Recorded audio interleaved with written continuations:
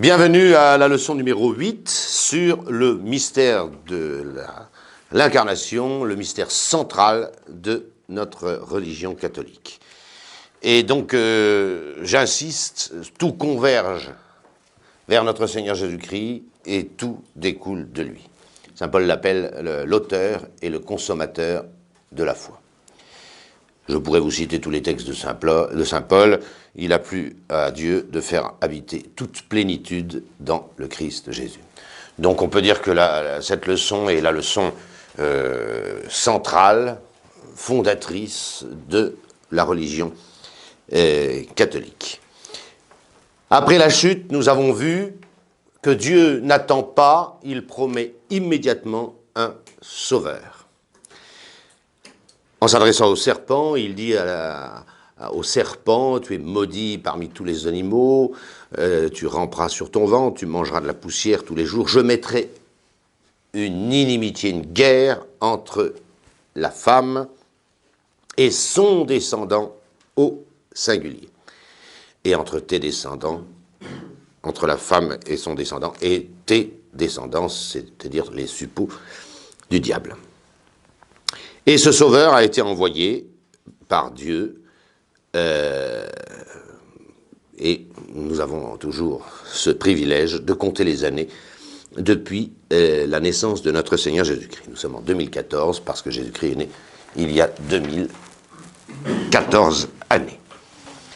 C'est le Messie, et ce Messie dépasse toute espérance, puisque il était impossible, d'après l'Ancien Testament, de se faire une idée de la grandeur de ce Messie. Messie, c'est l'envoyé de Dieu, il n'y en a qu'un, et voilà l'affirmation de la foi catholique, c'est que ce Messie est Jésus de Nazareth, né de la Vierge Marie, et qu'il est non seulement homme, mais il est également, et principalement, le Fils de Dieu. Voilà, c'est ce qu'on appelle le mystère de l'incarnation. Alors ce mot n'est pas dans le Nouveau Testament, mais enfin il est très facile à comprendre. In carne, je m'adresse à des latinistes, in plus ablatif, eh bien c'est dans la chair. C'est le fait que le Fils de Dieu soit dans une chair humaine. Et verbum caro factum est. Le Verbe de Dieu est devenu chair, dit Saint Jean, dans son célèbre prologue de l'Évangile. Le mystère de l'incarnation est donc le mystère du Fils de Dieu fait homme. On l'appelle notre Seigneur, Jésus-Christ. Vous noterez la richesse de cette appellation qui à elle seule en dit beaucoup. Notre Seigneur Jésus-Christ, voilà son vrai nom. Alors, Jésus, c'est son nom. Mais ça veut dire sauveur. C'est son nom d'homme. Le Messie s'appelait Jésus. Ayant vécu à Nazareth, né à Bethléem et vécu à Nazareth, dont Jésus de Nazareth. On appelait les gens par leur prénom, plus le nom de leur ville, Jésus de Nazareth. On l'appelle notre Seigneur. Seigneur, nous le verrons, c'est une affirmation de sa divinité.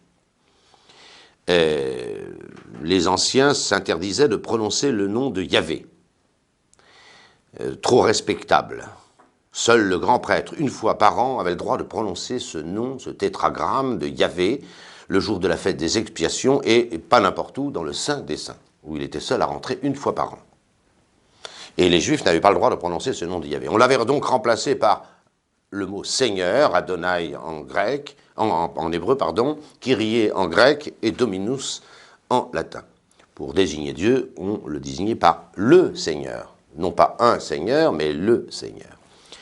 Nous disons qu'il est notre, ce Seigneur, parce qu'ayant pris notre nature humaine, eh bien, il est devenu notre. Il est bien plus nôtre d'ailleurs, puisqu'il est venu pour nous, et semblable à un homme, pour tout ce qui a paru de lui, dit Saint Paul.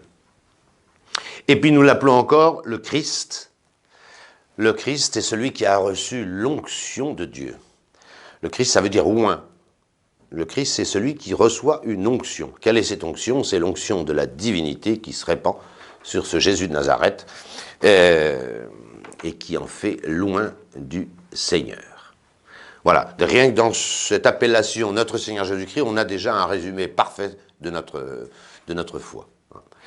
Et saint Paul résume la foi, tout simplement, des baptisés de la primitive Église en disant si quelqu'un dit Jésus est Seigneur, hein, c'est dans l'Esprit Saint, c'est qu'il a la foi. Alors nous examinerons successivement le dogme, la vérité insoupçonnable de ce mystère, les preuves, parce qu'un tel mystère demande à être prouvé par la Sainte Écriture. Nous verrons les adversaires qui se sont dressés, fort nombreux et variés, contre ce dogme de la divinité de Jésus-Christ. Et puis nous verrons les conséquences, comment est fait ce Fils de Dieu, fait homme. Ça fait beaucoup de choses, donc ne perdons pas de temps. Nous disons que Jésus-Christ est né de la Vierge Marie. Ça, c'est un fait historique, en l'an 754 de Rome, sous les règnes de César Auguste pour l'Empire romain, de Hérode, roi de Palestine, et qu'il est né à Bethléem de Juda. C'était d'ailleurs prédit par, je vais y revenir, par le prophète Michée. Vraiment homme par tout ce qui a paru de lui, pour reprendre l'expression de saint Paul, il a prouvé amplement par ses affirmations, ses miracles et la réalisation des prophéties, et son exceptionnelle sainteté, qu'il était le Fils unique de Dieu. Alors qu'est-ce que nous disons avant de le prouver? Qu'est-ce que nous disons? Nous disons que cet homme Jésus-Christ, comme l'appelle audacieusement saint Paul dans l'épître aux Hébreux, eh bien, n'est pas seulement un homme, il a simplement la nature humaine, mais que sa personne est celle-là même du Fils de Dieu, la deuxième personne de la Trinité. Et ce mystère consiste précisément en ceci, que Jésus-Christ possède deux natures. Alors ne cherchez pas d'autres exemples, il n'y a pas d'autres exemples dans l'univers entier. Tous les êtres, chacun des êtres a une nature, et pas deux. Il est impossible d'ailleurs qu'il en ait deux. Dieu a une seule nature, que partagent le Père, le Fils et le Saint-Esprit. Un homme a une nature, vous avez une nature, j'ai une nature. Les animaux ont une nature, les anges ont une nature. Les pierres, tous les produits chimiques ont une nature. Dieu a fait ce miracle d'un être en deux natures. Il faut évidemment un être spirituel pour qu'il y ait deux natures qui subsistent dans cette personne, par cette personne. Alors nous affirmons que Jésus a deux natures, et qu'en cela, il est absolument unique dans l'univers entier. La nature divine unique qu'il partage de toute éternité avec le Père et le Saint-Esprit, puisqu'il est Dieu, deuxième personne de la Trinité. Je vous renvoie à notre cours sur la Trinité. Et également la nature humaine qu'il tient de la Vierge Marie et de la création divine par le Saint-Esprit dans la Vierge Marie, et ceci dans le temps, composé, cette nature humaine de Jésus-Christ, comme les nôtres, d'une âme et d'un corps humain. La nature humaine, nous avons eu l'occasion d'en parler beaucoup, c'est cette substance composée d'une âme et d'un corps, avec toutes ses facultés. Je n'y reviens pas. Mais attention, attention. Si Jésus-Christ a deux natures, la nature divine, l'unique nature divine, il n'y a qu'une nature divine, sinon il y aurait plusieurs dieux, même si elle subsiste, cette nature, en trois personnes, le Père, le Fils, précisément, et l'Esprit Saint, il n'y a qu'une nature divine. Cette nature divine, Jésus-Christ l'a de toute éternité. Et puis la nature humaine, celle-là, il la prend dans le temps. Elle commence d'être. L'autre ne commence pas d'être. Mais attention, en Jésus-Christ, il n'y a qu'une seule personne. Et c'est là le grand mystère. Vous verrez les hérétiques tout à l'heure. Beaucoup ont cherché à expliquer ce dogme fondateur, fondamental, par toutes sortes de procédés. La vérité catholique, c'est qu'il y a une seule personne, celle du Fils de Dieu, qui fait subsister deux natures. Celle de Dieu, puisque justement la personne divine est une des trois subsistances de l'unique nature divine, et elle fait également subsister cette nature humaine créée dans le temps est née de la Vierge Marie. Si nous disions qu'il y avait deux personnes, ben, nous devrions affirmer qu'il y a deux Jésus-Christ, ce qui est complètement absurde. Il n'y a qu'un seul Jésus-Christ. Hein. Et il n'a donc qu'une seule personne. Et cette personne n'est pas la personne humaine, il n'y en a pas, nous allons y revenir, c'est la personne du Fils de Dieu. Et justement, ce qu'il n'y a pas en Jésus-Christ, et Dieu merci, c'est de personnes humaines. Alors évidemment, c'est inconcevable pour nous de penser à un homme sans lui créditer immédiatement une personne. Et nous avons raison. Partout où il y a une nature humaine, distincte des autres par son corps, par son être, il y a forcément une personne humaine. Chacun de vous fait subsister la nature humaine, et parce qu'il est individuel et qu'il a son acte propre d'essai, d'être, alors il est une personne automatiquement. Et il est une personne de la nature humaine, il est une personne humaine. Et il n'y a pas ça en Jésus-Christ. Il y a une nature humaine, la même que la nôtre. Il devrait y avoir une personne humaine, mais précisément, la personne divine du Verbe tient lieu de cette personne humaine qui n'existe pas. Voilà. On a vraiment compris le mystère de notre Seigneur Jésus-Christ lorsqu'on a compris qu'il n'y avait pas de personne humaine en lui. Mais je ne sais pas si vous voyez ce que ça veut dire. Ça veut dire qu'à chaque fois que Jésus parle, c'est le Fils de Dieu qui parle. À chaque fois. Puisqu'il n'y a qu'une seule personne. Et quand je parle, moi, c'est ma personne qui parle. Hein. Ce n'est pas ma nature humaine qui parle, c'est moi qui parle. C'est moi, c'est ma personne. Ce que vous écoutez là, c'est ma personne, humaine. Trop humaine, comme dit Nietzsche. Voilà. Quand Jésus-Christ parle, c'est sa personne qui parle. Et sa personne n'est pas sa personne humaine, puisqu'il n'y en a pas. C'est la personne du Verbe de Dieu. Voilà le mystère. Après, nous allons le détailler, nous allons le prouver, nous allons montrer que c'est comme ça. Hein. Quelques remarques avant d'aller plus loin. Un être agit par sa nature. Ça, nous l'avons dit et répété plusieurs fois. J'ai pris l'exemple des chiens qu'on emmène pour aller à la chasse. On prend un chien parce qu'il a du flair, parce que ceci. Parce que la nature du chien est adaptée à la chasse, pour un chasseur. Et c'est très bien comme ça. On n'a jamais vu un chasseur partir à la chasse avec son chat. Ou son cochon d'Inde. Voilà, il part avec son chien. À cause de la nature du chien. Parce que un être agit par sa nature. Voilà. Mais Jésus a deux natures, vous comprenez? Il a deux natures. Celle de Dieu, l'unique nature de Dieu, commune au Père, au Fils et au Saint-Esprit. Et de temps en temps, il agit selon sa nature divine. Et de temps en temps, il agit aussi selon sa nature humaine, puisqu'il a deux natures. Mais c'est toujours l'unique Jésus-Christ, Fils de Dieu, qui agit. Et vous pouvez relire tout l'Évangile, vous vous apercevrez qu'à chaque action de Jésus-Christ correspond l'une de ces deux natures. Quoique ce soit toujours l'unique Jésus-Christ, Fils de Dieu, qui agisse. Quand Jésus-Christ ressuscite un mort en donnant un ordre, nous y reviendrons, c'est capital. Les trois résurrections racontées par l'Évangile de Jésus-Christ, par Jésus-Christ notre Seigneur dans l'Évangile, sont toutes faites sous forme d'ordre. Jeune homme, je te l'ordonne, lève-toi. Il prend la petite par la main, lève-toi. Et puis Lazare, dehors. C'est tout des ordres. Là, c'est évidemment Jésus-Christ qui agit, mais il agit par sa nature divine. Voilà.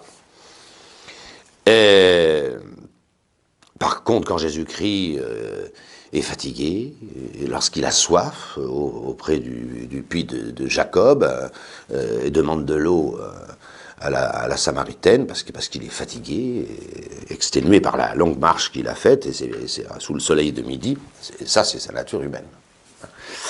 Voilà. Donc à chaque fois que vous relirez l'Évangile, eh bien, il faudra savoir Quand vous voyez une action de Jésus-Christ, de quelle nature elle relève? Car elle relève de l'une ou de l'autre. Quoique ce soit toujours l'unique Jésus-Christ, Fils de Dieu, la personne du Verbe qui agit.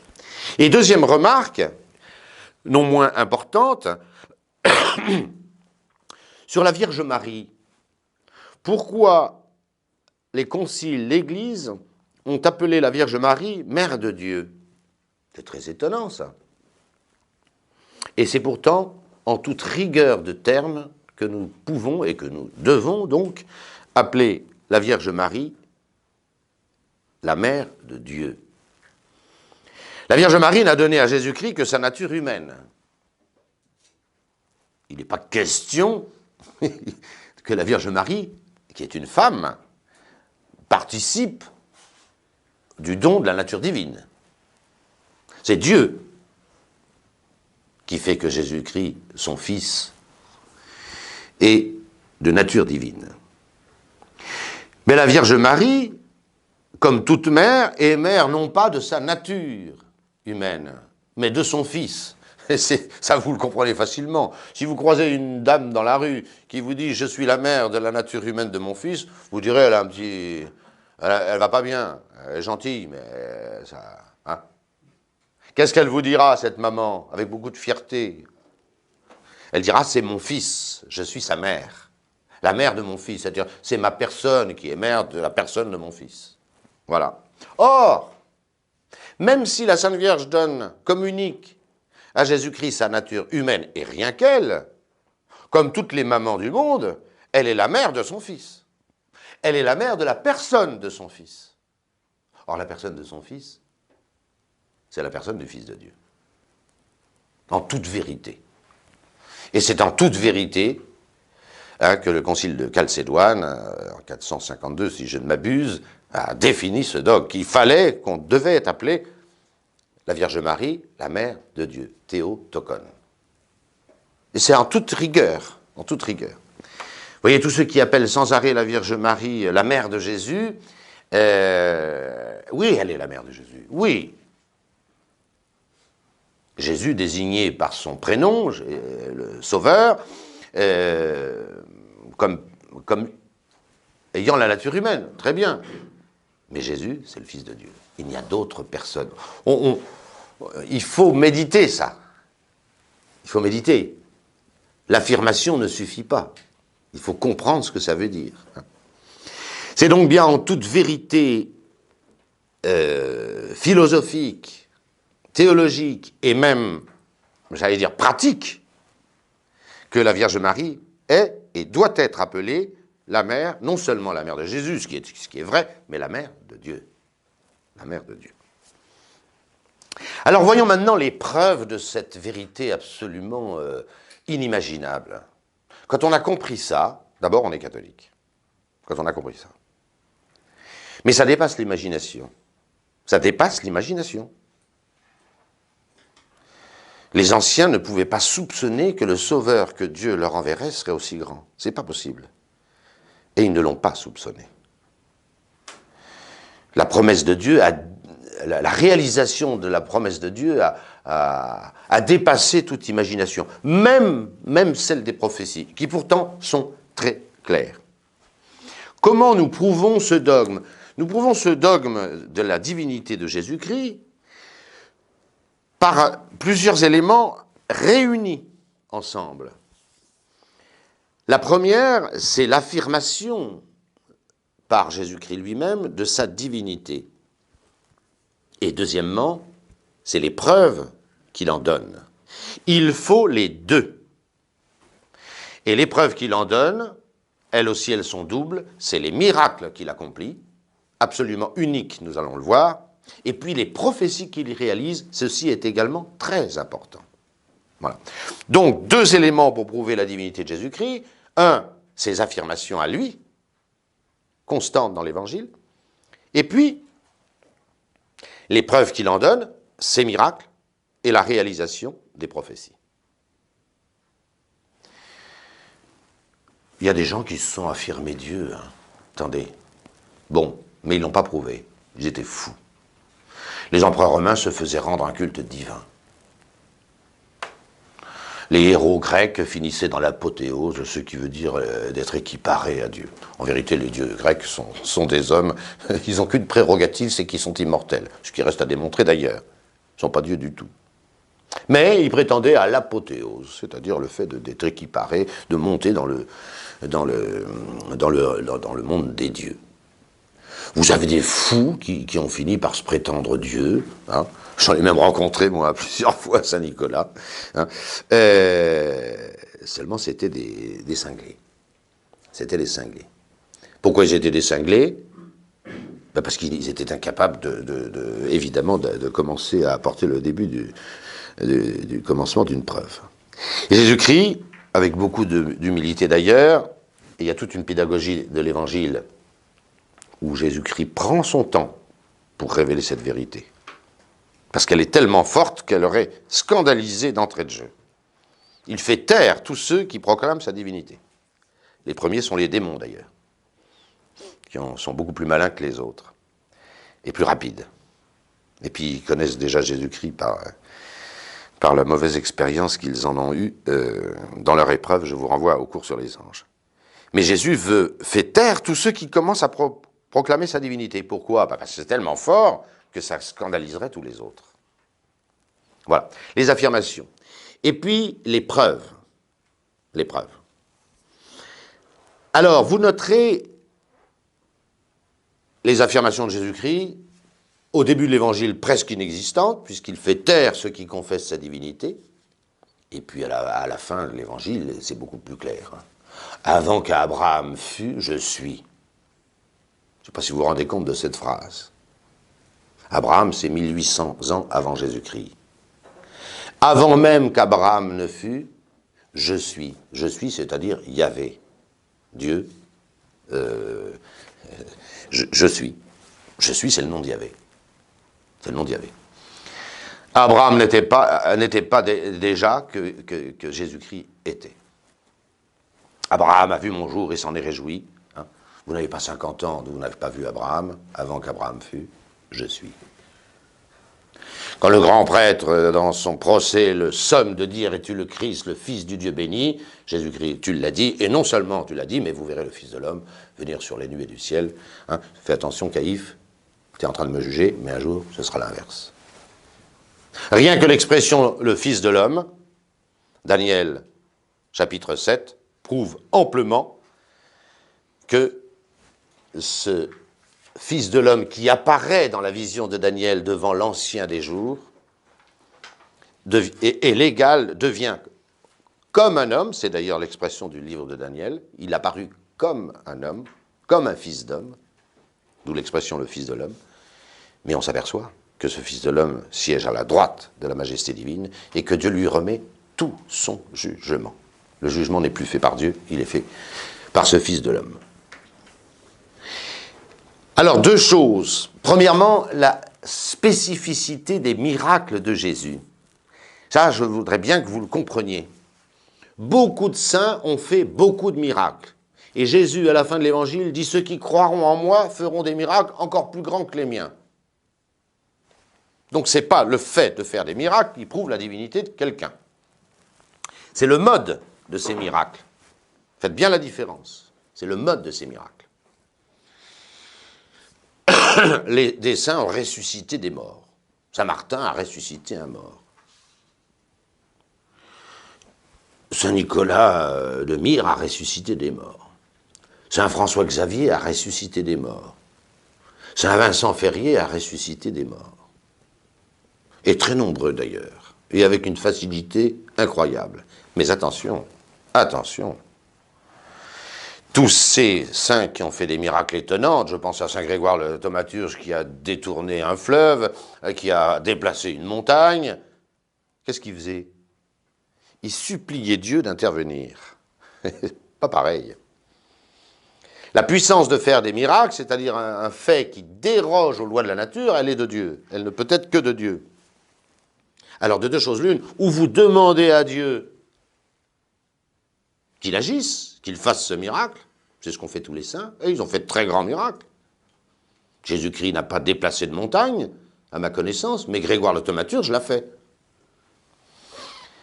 Mais Grégoire le thaumaturge, il s'est mis en prière le soir et Dieu lui a terrassé le terrain des fondements de sa nouvelle cathédrale, après quand les évêques du IVe siècle ont pu commencer à construire des églises. Mais si vous regardez l'Évangile, Jésus-Christ ne demande à rien à Dieu quand il fait un miracle. Non seulement il ne demande rien à Dieu, mais rien. Mais il utilise une puissance qu'il possède par lui-même, qui vient de lui, qui est la sienne. Je vous ai parlé des 3 résurrections. Elles sont toutes accomplies sous la forme d'ordre. Jeune homme, je te l'ordonne, lève-toi. Jésus-Christ ne demande pas à Dieu d'intervenir. Il donne des ordres. Lazare, dehors. Et tous les miracles de Jésus-Christ sont comme ça.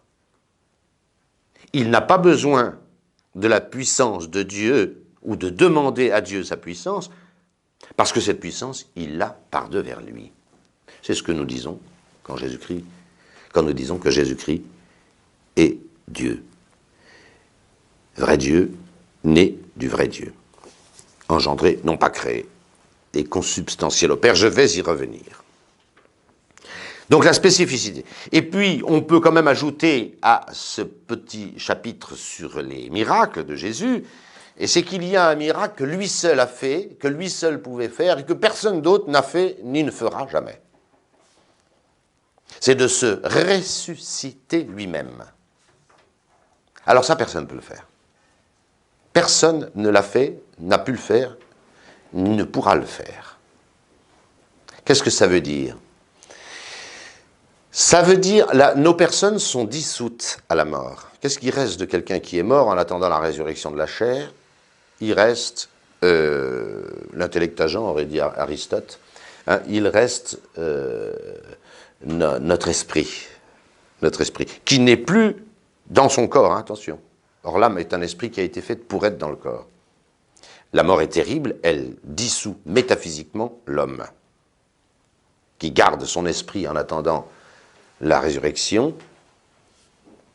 mais qui, en attendant, n'est plus capable d'action personnelle.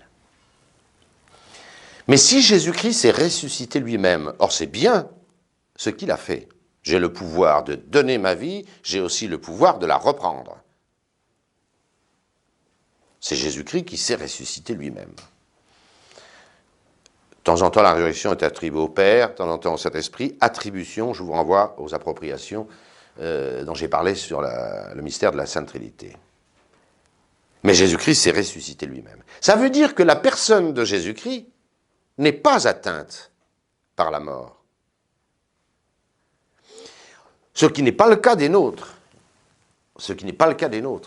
Un homme n'est plus capable, après sa mort, en attendant la résurrection de la chair, d'une action personnelle.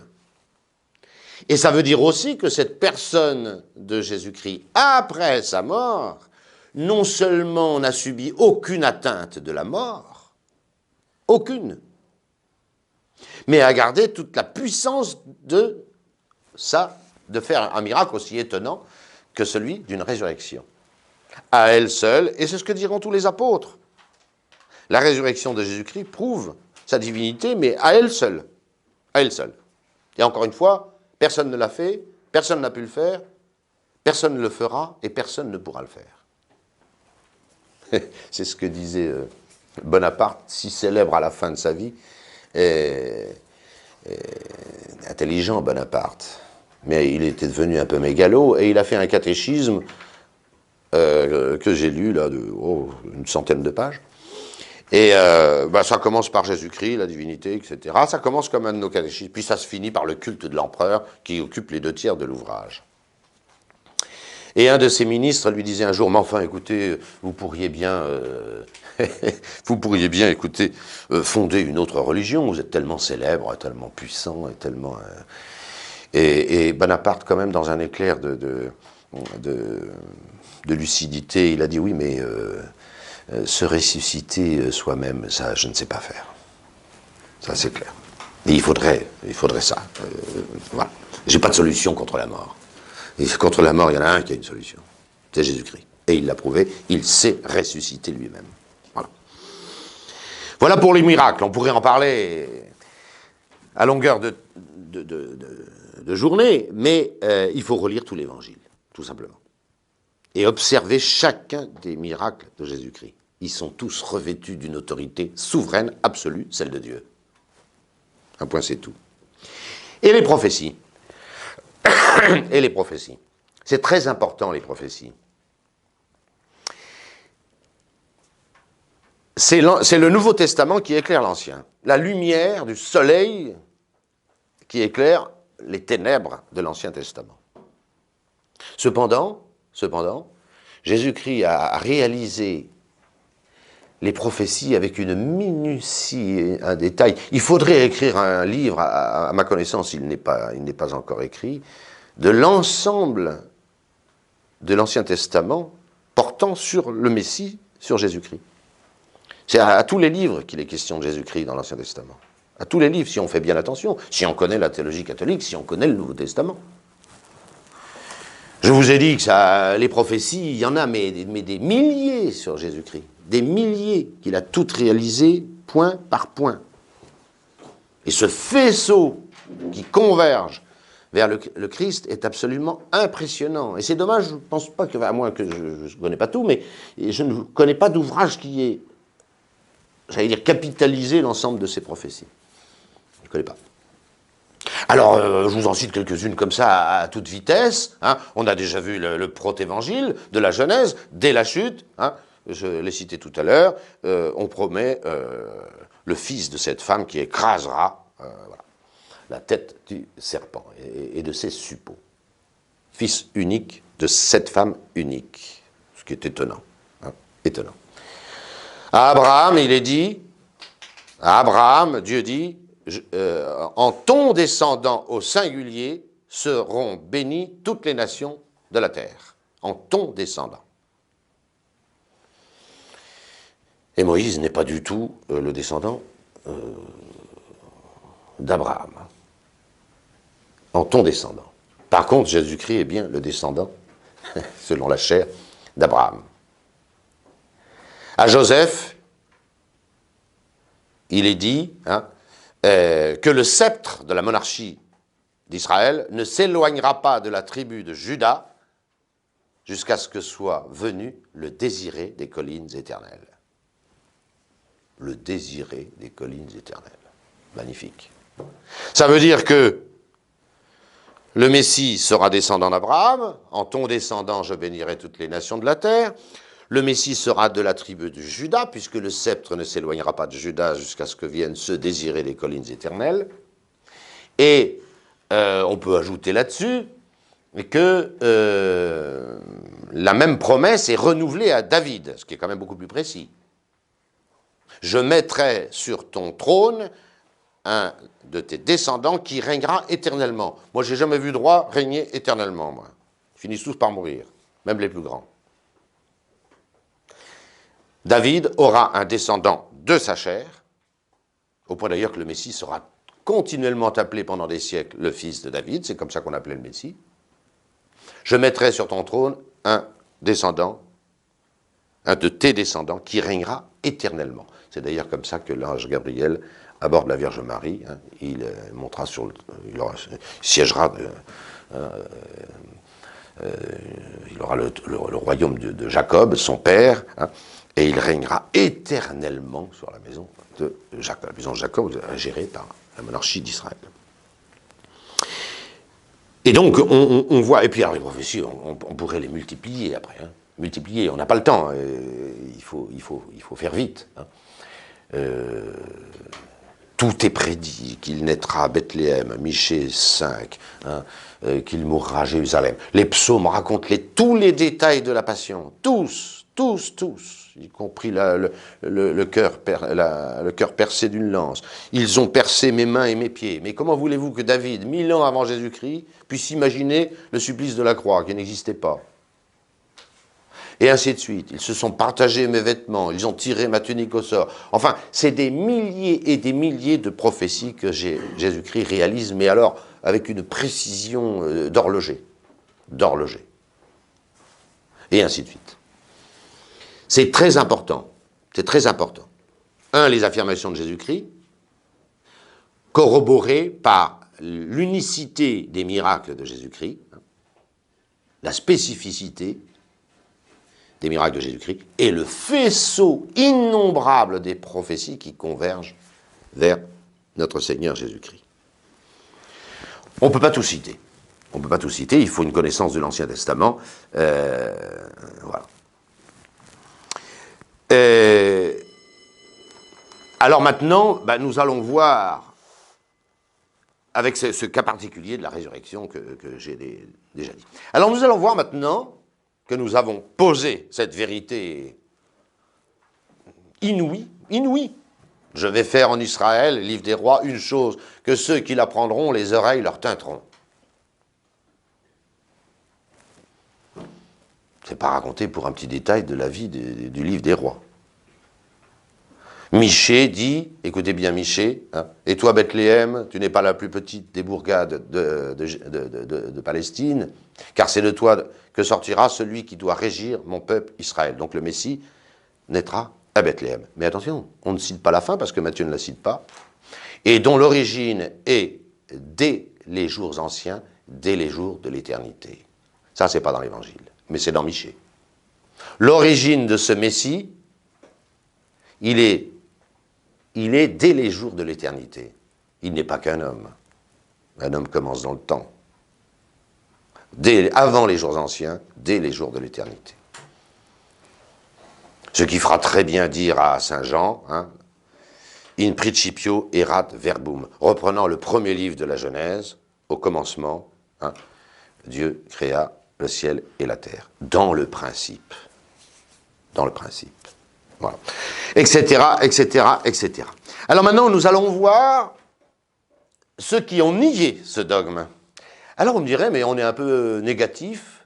Je suis désolé d'apprendre à tous ceux qui sont surpris de cela que l'Église a établi son dogme contre les adversaires du dogme. L'Église jouit de la vérité que lui a donnée le Christ et les apôtres. Elle en profite, elle en vit. Mais elle ne prend la peine de la définir que quand il y a des adversaires qui l'attaquent. Tout le magistère de l'Église, pendant 2000 ans, s'est fait comme ça. L'Église a défini, précisé les choses quand les choses étaient attaquées. C'est très important à comprendre. L'Église, elle jouit de cette vérité du Christ, elle en profite, elle se sanctifie avec son époux.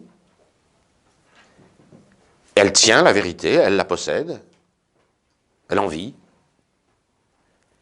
et elle ne met les points sur les i que quand les autres l'attaquent. Ce qui fait que, pour bien préciser les contours de la vérité catholique, c'est dans les condamnations des erreurs que l'Église le fait. Toujours. Ce qui nous vaut les fameuses formules des conciles, hein, que celui qui aura dit que ceci soit anathème. On condamne l'erreur, c'est comme ça qu'on précise la vérité.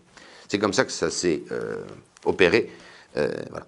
Jusqu'au IIIe siècle, l'Église, à quelques erreurs près qu'on va noter, quand même très graves, l'Église possède la vérité du Christ Jésus sans grande contestation. Puis alors au IVe siècle, à la fin des persécutions, c'est le déchaînement des hérésies. Voilà.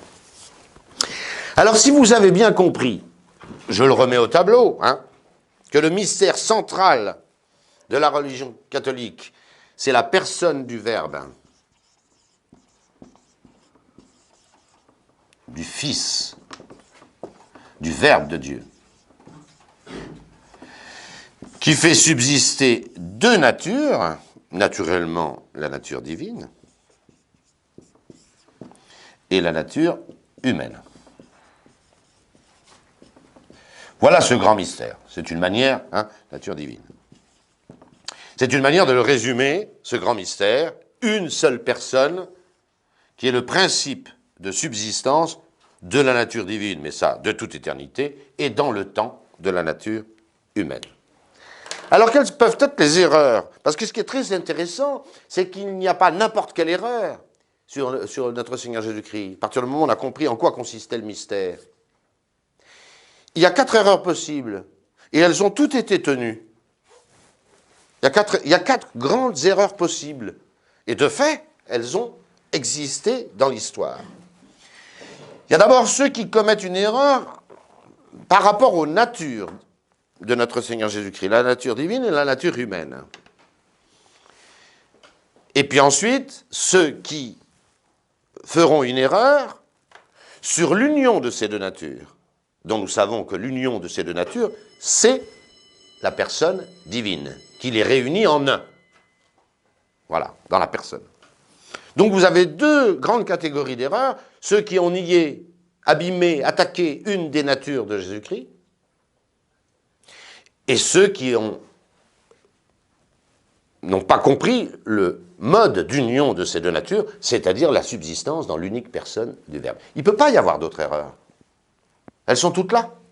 Or, et c'est très curieux de constater qu'elles ont existé historiquement. Alors, les erreurs quant aux natures de notre Seigneur. Ben, écoutez, c'est quand même incroyable. La première nature de notre Seigneur Jésus-Christ qui a été contestée, niée, c'est pas la nature divine. Ben, c'est l'autre, c'est la nature humaine. Alors ça, c'est étonnant, mais c'est comme ça, historiquement.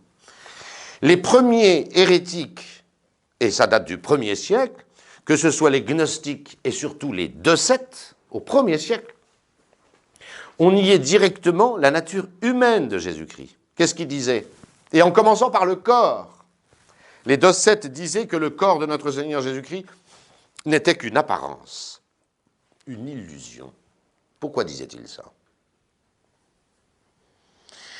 Ils disaient c'est pas possible que le Verbe de Dieu ait pris une chair comme la nôtre, mais surtout, qu'il soit mort sur la croix comme le dernier des esclaves. Ce n'est pas possible. Donc, son corps, c'était une apparence. Son corps, c'était une illusion. Il nous a montré qu'il nous aimait, mais ce n'était pas vraiment son corps. Ce qui est catastrophique, hein, parce que en notre Seigneur Jésus-Christ, vous niez ou la nature humaine, ou la nature divine, ou une partie de la nature humaine, qui est composée d'une âme et d'un corps. Ou le mode d'union, de toute manière, vous détruisez tout le mystère. Tout. Et c'est très curieux, très curieux. Hein. La première négation dans cette vérité, hein, la nature humaine, vous le savez, elle est composée du corps et de l'âme.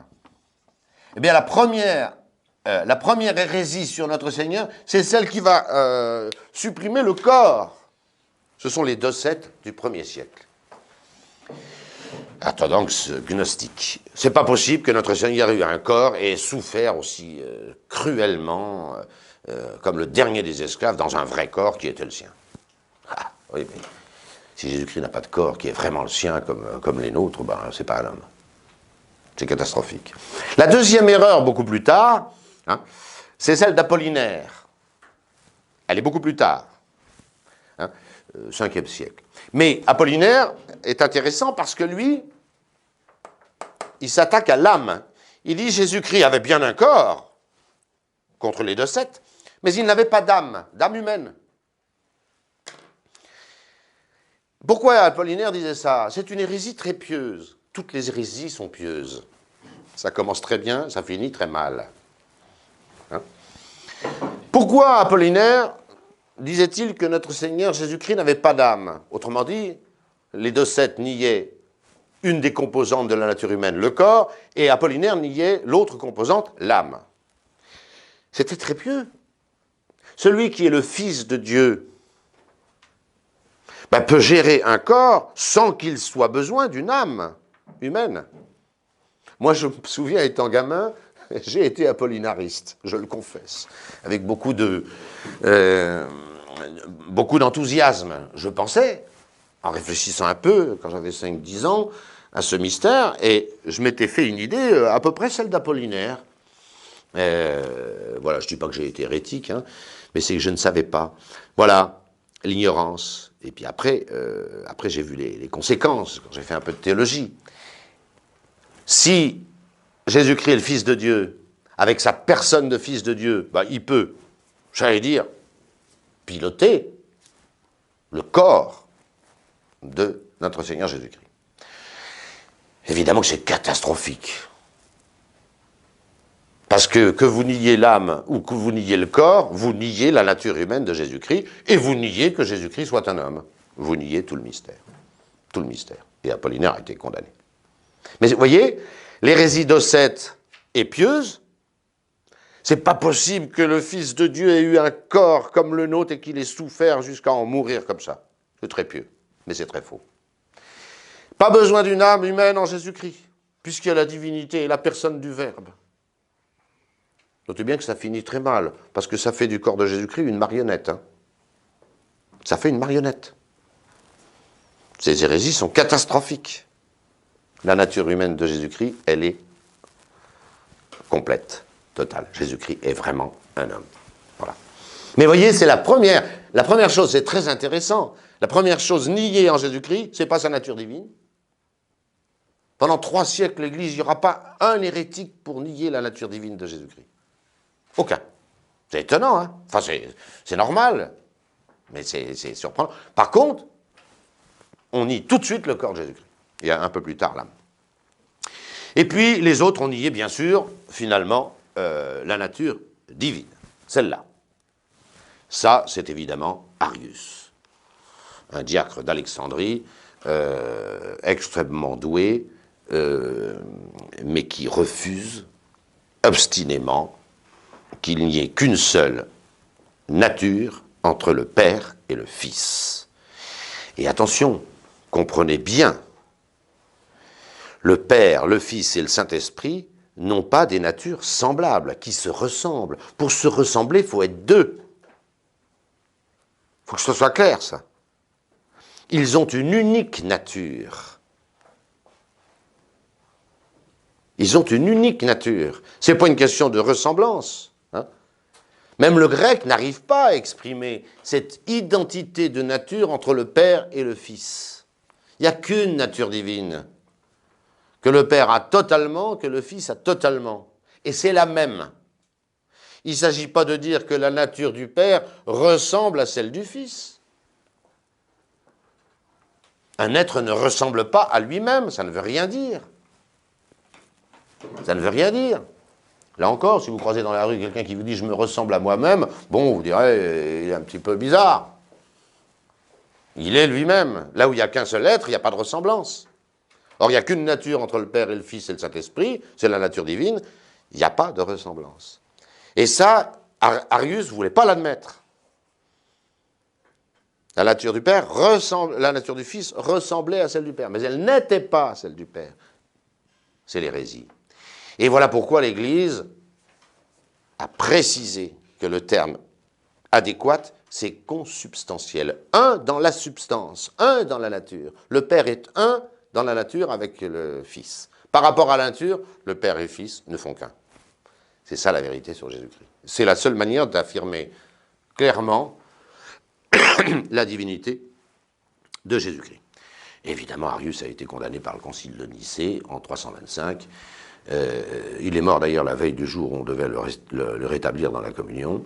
Bon, et on l'a recondamné en 385 au Concile de Constantinople. Mais attention, entre les deux, eh ben, les évêques sont presque tous tombés dans l'arianisme. Tous tombés. Pratiquement tous.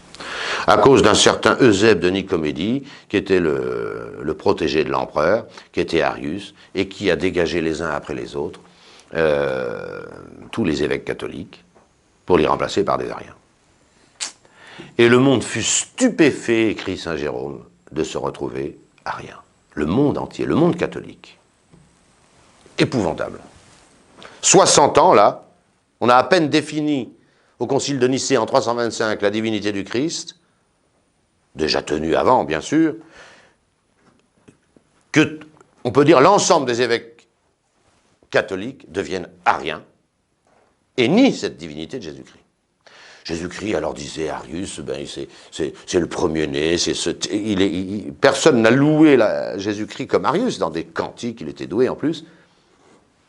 Mais il y avait une ressemblance de nature entre celle de Jésus-Christ et celle du Père. Et bien ça, c'est la négation de la divinité de Jésus-Christ. Je passe. Maintenant, deuxième type d'erreur, non pas ceux qui nient une nature ou qui l'abîment, mais ceux qui nient l'unité de cette nature, c'est-à-dire comment elles sont unies, ces deux natures. Deux erreurs, je vais essayer d'aller vite. D'abord, l'erreur de Nestorius, patriarche de Constantinople au 5e siècle. Les hérésies sont toujours venues de prêtres, de moines ou de clercs. Toujours. Il n'y a pratiquement pas d'hérésie qui a laissé des traces dans l'histoire qui ne soit le fait d'un clerc ou bien souvent d'un évêque, comme c'est le cas ici. Et ici, pas le moindre, le patriarche de Constantinople. Que disait Nestorius? Eh bien, il disait qu'il y a deux personnes en Jésus-Christ. Nature humaine, personne humaine. Nature divine, personne divine, celle du Verbe. Alors ça, c'est vrai. Nature divine, personne divine, c'est vrai. Mais nature humaine, personne humaine, c'est faux. Puisque c'est la personne divine qui fait subsister la nature humaine. Alors s'il y a deux personnes en Jésus-Christ, il y a Dieu, le Verbe, et puis cet homme Jésus-Christ qui a sa personne. Mais quelle peut être l'union alors à ce moment-là? Une union morale, une proximité comme il y a entre deux personnes. S'il y a deux personnes, l'union morale, l'union de deux personnes, elle est morale. Elle n'est pas métaphysique. Comme deux très bons amis, comme mari et femme, comme deux frères de sang et qui s'entendent bien. C'est très beau, mais c'est une union morale. Erreur de Nestorius. Il n'y a qu'une personne en notre Seigneur Jésus-Christ. Il n'y a pas de personne correspondant à la nature humaine qui soit une personne humaine. Ce qui fait subsister la nature humaine de Jésus-Christ, c'est la personne, l'unique personne du Verbe. Je passe. Et puis, dernière erreur, alors ça c'est la plus étonnante, c'est ce qu'on a appelé le monophysisme d'un certain moine Eutychès qui devait avoir un peu de bouillie de crème de yaourt dans la tête, hein, à peu près contemporain de Nestorius. Voilà. Qu'est-ce qu'affirmait ce moine Eutychès, qui a fait un ravage terrible, hein, le monophysisme a duré 2 siècles pratiquement. Il disait que les deux natures s'étaient mélangées. Mais qu'est-ce que ça veut dire, deux natures qui se mélangent? Comment voulez-vous que deux natures se mélangent? C'est impossible. On ne peut pas être en même temps un éléphant et une souris, il faut choisir. Et puis si vous arriviez à croiser, à Dieu ne plaise, un éléphant avec une souris, ça ferait ni un éléphant, ni etc. Ça ferait, c'est que matériel, ça ne fera pas une nature. Alors je crois que c'était plutôt dans la tête d'Eutychès qui avait un peu ce mélange, ce mélange des natures. La nature de Jésus-Christ divine est elle-même totale, entière, c'est celle de Dieu. Et la nature humaine est autonome, parfaite, complète. Jésus-Christ est vrai Dieu totalement et vrai homme totalement. Voilà la vérité. Les conséquences, pour finir cette leçon, il y a tellement de choses à dire, hein. On va voir successivement la grâce, la faveur qu'il y a de Dieu sur le Christ, la grâce de notre Seigneur Jésus-Christ. Deuxièmement, son intelligence et ses sciences. Et troisièmement, sa volonté. Ces deux volontés. Les conséquences de cette union hypostatique, je ne l'ai pas dit, on appelle ce mystère le mystère de l'union hypostatique. Hypostatique, hypostase en grec, c'est ce qui a donné le nom de personne. L'union des natures dans la personne hypostatique. Voilà, c'est tout ce que... Eh bien, les conséquences sont incalculables. Incalculables. Premièrement, il y a deux grâces en notre Seigneur Jésus-Christ. La grâce, qu'est-ce que c'est? C'est la faveur de Dieu sur quelqu'un. Charis, en grec. La faveur de Dieu sur quelqu'un. Jésus de Nazareth possède deux grâces distinctes. Une grâce qui lui est absolument personnelle. personnelle. Il est le seul à l'avoir. Alors attention, Dieu n'a pas la grâce. Il est la grâce. Et donc on ne dira pas, Dieu ne peut pas recevoir la grâce. La grâce est un don de Dieu. La grâce est un don de Dieu sur une de ses créatures. Donc ce qui reçoit la grâce,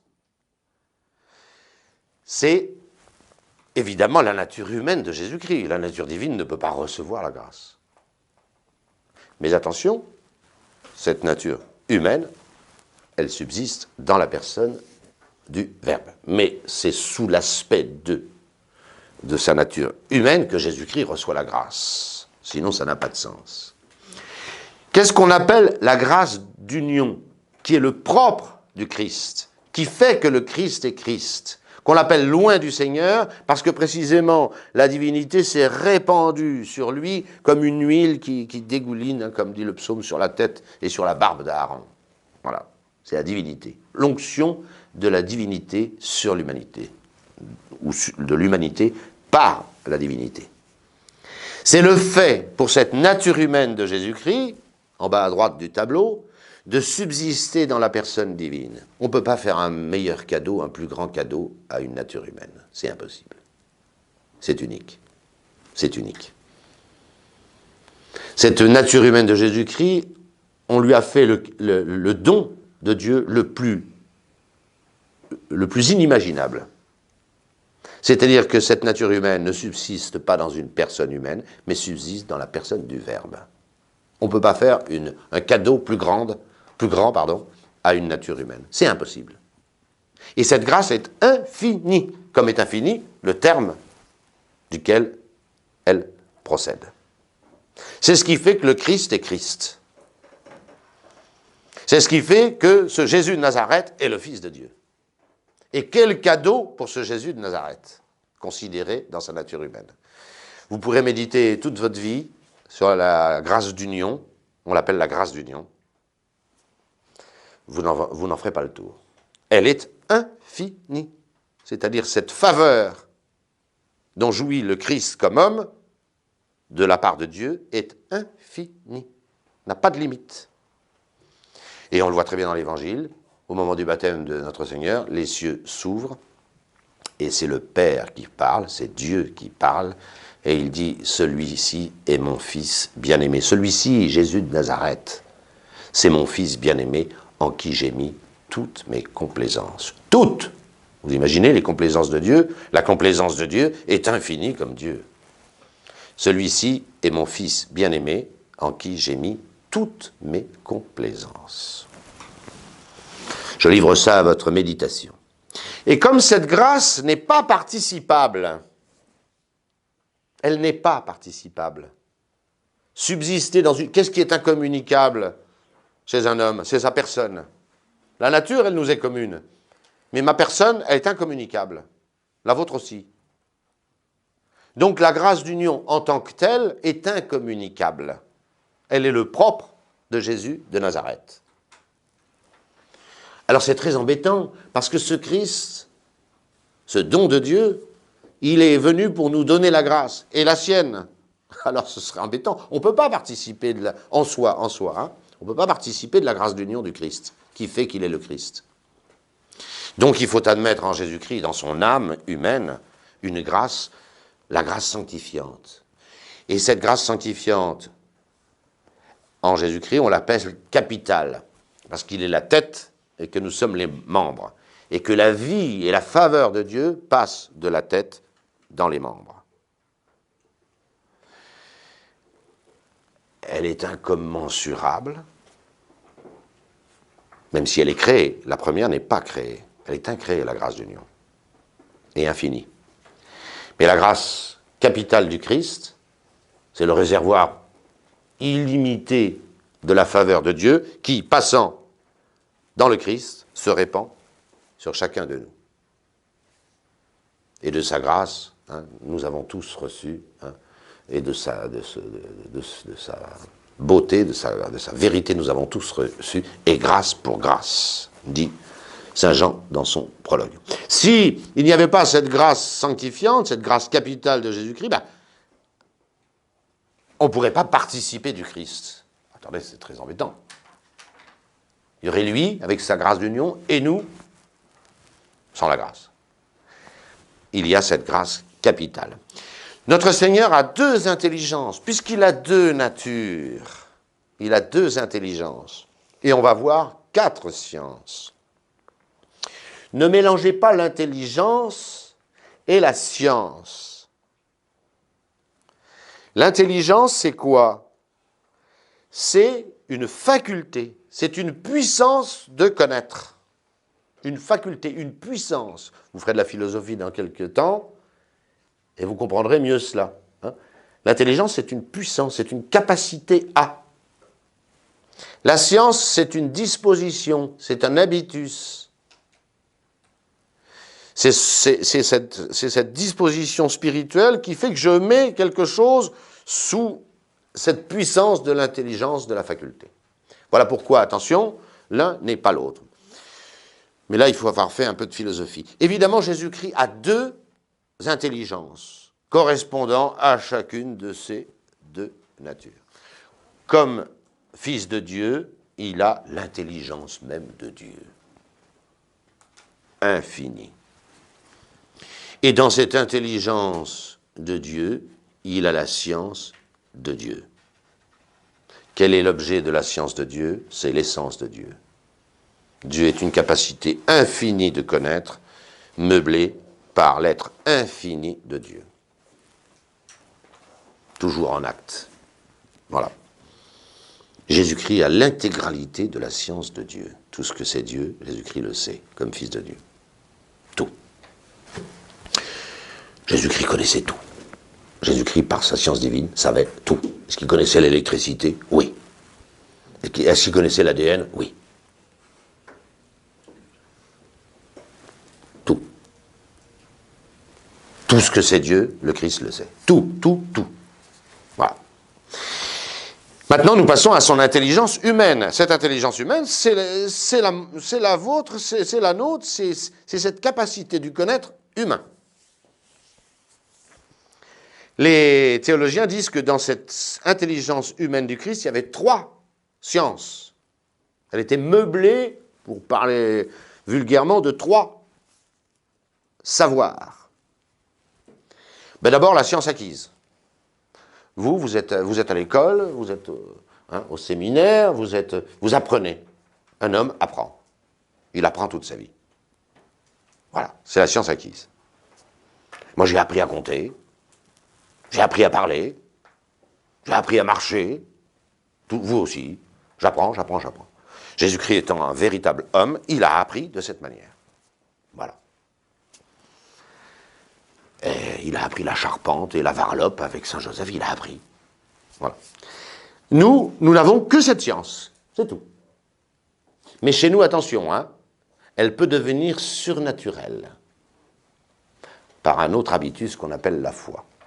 Bon, je dis ça parce que vous verrez que cette science acquise chez notre Seigneur n'est pas surnaturelle. Et elle ne peut pas l'être à cause de la deuxième. Cette science acquise, Jésus-Christ a appris lui aussi à marcher, à parler, il a lu les Saintes Écritures, hein, il grandissait en âge, en science et en sagesse, nous dit, donc il grandissait. Science acquise. Cette science acquise, chez lui, n'était pas surnaturelle. Pourquoi? À cause de la deuxième. La science des bienheureux. Nous affirmons avec toute la théologie catholique que l'âme humaine de Jésus-Christ voyait l'essence divine en permanence. Voyait l'essence divine. Voilà. Comme dit saint Thomas, il est voyageur sur terre, mais il est déjà arrivé au terme de son voyage, c'est-à-dire la vision de Dieu. Viator comprehensorque. Magnifique. On le voit dans l'Évangile. Quand il parle de Dieu, Jésus dit qu'il parle de ce qu'il voit. Il le dit dans l'entretien avec Nicodème. Vous parlez de ce que vous ne voyez pas. Moi, nous, c'est un peu un pluriel de politesse, nous parlons de ce que nous voyons. Quand Jésus-Christ parle de Dieu, il parle de ce qu'il voit. Donc il contemple l'essence de Dieu. Il est déjà au ciel. Grand mystère. Vous me direz, et c'est pour ça d'ailleurs que sa science acquise n'est que naturel. Pourquoi? Parce que ce qui fait que notre science acquise à nous est surnaturelle, c'est qu'il y a un habitus qui se greffe dessus, une disposition qui est la foi. Mais vous comprenez bien que celui qui contemple l'essence divine ne peut pas avoir la foi. La foi, c'est de croire en Dieu sur le témoignage de quelqu'un d'autre, et en l'occurrence de Dieu. Mais si vous voyez Dieu, vous ne pouvez plus croire en lui. Donc Jésus-Christ n'avait pas la foi. Jésus-Christ n'avait pas la foi.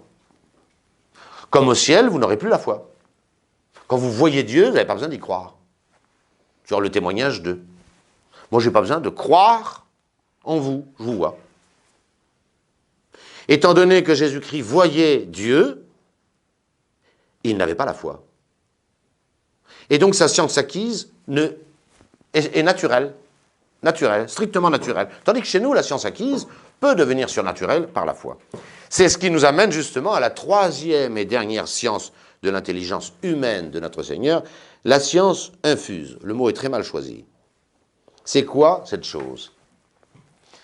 Ce n'est pas défini par l'Église. Vous pourriez nier la science infuse, vous n'en resteriez pas moins catholique. Cependant, saint Thomas y insiste beaucoup. J'aimerais bien que vous compreniez. C'est très important. Jésus-Christ est notre Rédempteur. C'est notre Sauveur. Il est venu mériter notre salut. Or, par sa science acquise et par sa science des bienheureux, il ne peut pas mériter. Ce qui est très embêtant pour un Rédempteur. Pour le Rédempteur des hommes. La science acquise, elle est naturelle. Or, auprès de Dieu, il n'y a de mérite que surnaturel. Donc Jésus-Christ ne peut pas mériter de sa science acquise. C'est l'argument de saint Thomas, qui est admirable. C'est de l'orfèvrerie théologique. Jésus-Christ ne mérite absolument pas non plus par sa science des bienheureux. Il n'y a aucun mérite à voir l'essence de Dieu. C'est que du bonheur.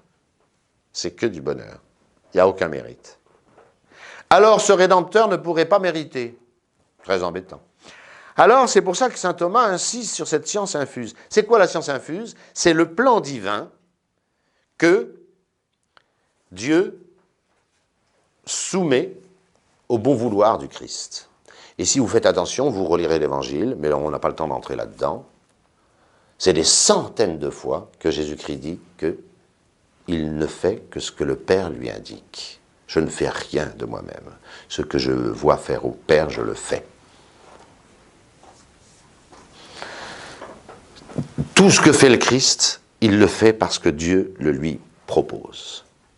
Je ne dis pas que Dieu le lui ordonne, sinon il perdrait son mérite, parce que désobéir à Dieu, c'est faire un péché. Le Christ est souverainement libre de suivre, de dérouler avec le Père le plan divin. Souverainement libre. Et c'est en cela qu'il mérite. Est-ce que Jésus-Christ était obligé de subir le martyre de la croix? Absolument non.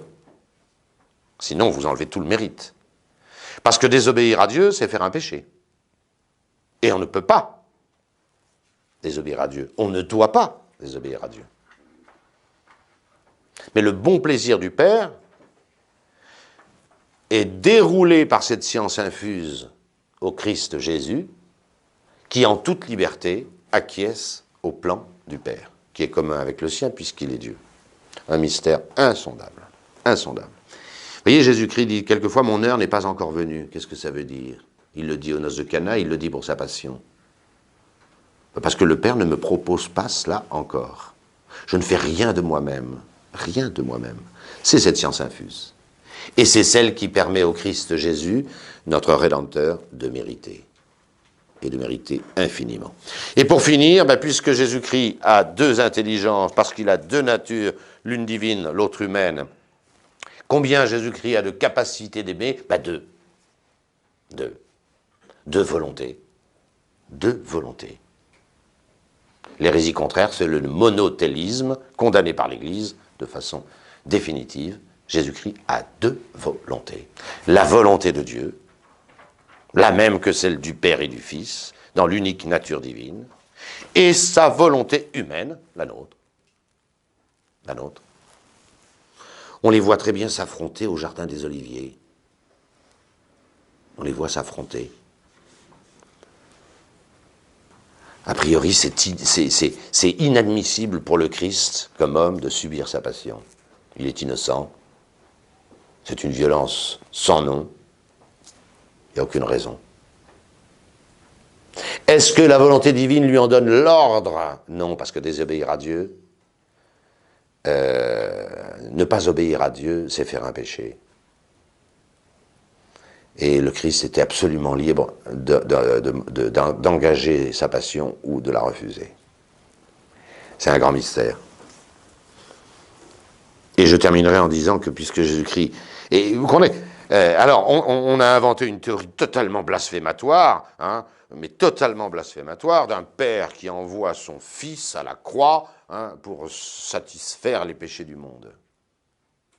Mais il faut être stupide pour dire une chose pareille. Faut n'avoir rien compris au Christ Jésus.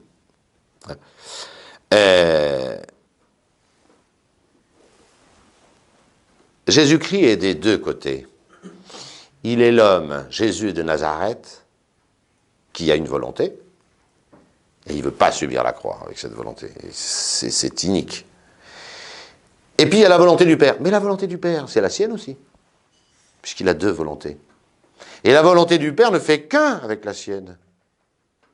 Et au fond, Jésus-Christ est des deux côtés. Il est celui qui propose la passion à ce Jésus de Nazareth comme homme. Et celui qui va l'accepter, le plan divin, qui n'est pas un ordre. Et je terminerai par là en disant que, est-ce que le Christ obéit à Dieu?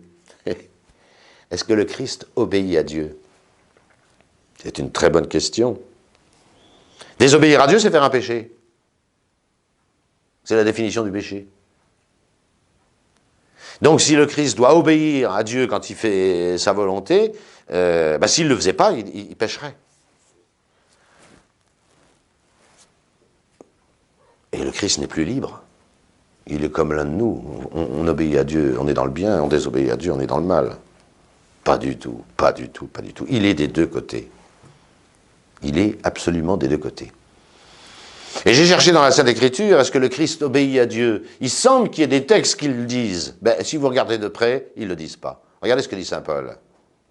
Saint Paul, c'est l'orfèvre de la théologie.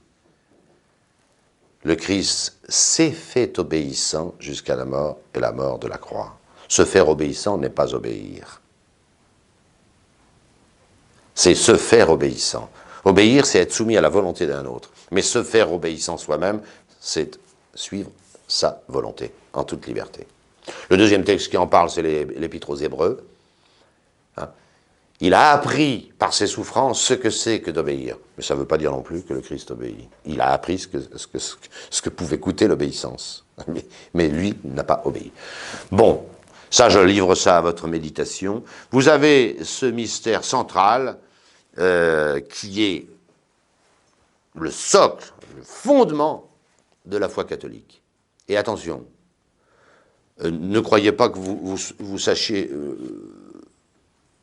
qui est Jésus-Christ. Vous avez toute la vie, hein, pour l'apprendre, parce que ce mystère est absolument insondable. Insondable. Hein. Et on peut dire que c'est la vie éternelle. Je terminerai par cette phrase de saint Jean. Hein, c'est quoi la vie éternelle? C'est quoi la religion catholique? C'est qu'ils vous connaissent, vous, le vrai Dieu, et celui que vous avez envoyé. Donc le programme de toute la vie chrétienne, hein, comme dit saint Paul, c'est de connaître la hauteur, la profondeur, la longueur, la largeur, et connaître, s'il se peut, la charité du Christ, qui défie toute connaissance. Je vous remercie.